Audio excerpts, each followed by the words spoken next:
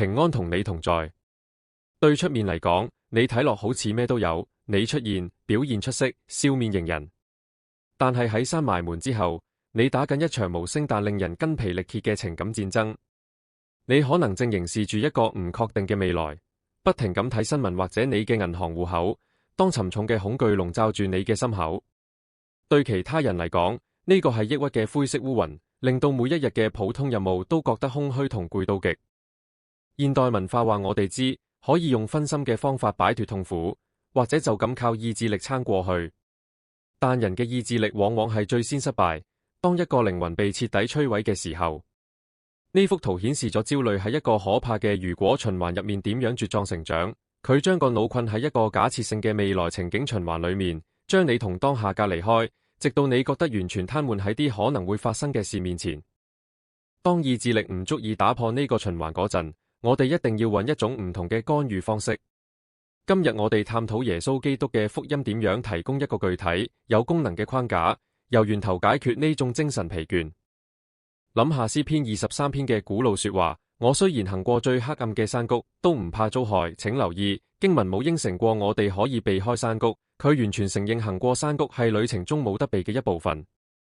用現代嘅講法，黑暗嘅山谷就係臨床焦慮嘅季節，恐慌突然發作，或者深度情感倦怠嗰種重量。呢度嘅轉變好微妙，但係好重要。解脫唔係來自瞬間傳送出黑暗，而係來自於意識到你唔再係一個人行過。焦慮以聽日嘅未知為食物，但係牧羊人嘅同在改變咗呢個局面，因為耶穌面對咗十字架嘅終極黑暗，並且再次復活。未來恐懼籠罩你嘅力量就被有效咁解除咗武裝。既然牧羊人已經確保咗山谷之後會發生嘅事，你就可以停止關注陰影嘅恐怖，並開始關注嗰位行喺你身邊嘅權威。聖經提到牧羊人嘅杖同竿作為安慰嘅來源，呢啲係用嚟保護同引導思想嘅工具。當抑鬱試圖說服你永遠被困喺黑暗中，我哋可以應用呢個概念，用一個實用嘅方法叫做牧羊人嘅矛。呢個係一種主動打斷一個正在升級嘅焦慮循環嘅方法。喺佢霸佔你成日之前，第一步係定位陰影，合埋眼，確定一個特定嘅未來事件或者講唔出名嘅恐懼，係嗰樣嘢令你窒息，同佢改個名。第二步係逐步嘅身體釋放，將雙手緊緊放喺心口上，慢慢深呼吸，有意識淡放低膊頭。呢個向你嘅神經系統發出信號，喺呢一刻你係安全嘅。第三步係口頭宣告，主耶穌，我而家喺黑暗嘅山谷裏面，但我拒絕向恐懼低頭，因為你同我同在。我將唔確定嘅未來交俾你。用呢個定點，幫你將注意力由內心嘅掙扎轉移到外面嘅力量來源。呢個係一個開始，用依靠牧羊人嘅同在嚟取代恐懼嘅習慣。當你唔再試圖做自己嘅救世主嗰陣，一種獨特嘅解脫就隨之而來。你唔使自己解決自己嘅諗法。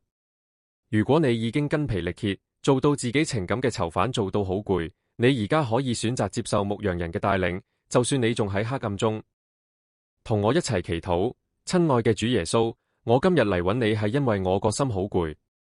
我承認我曾經係自己對未來焦慮同恐懼嘅奴隸。我試圖拯救自己，但失敗咗。我承認我冇辦法靠自己嘅力量修正自己嘅諗法。我相信你再次復活係為咗賜我自由。我向你打開個心，邀請你做我生命嘅主宰。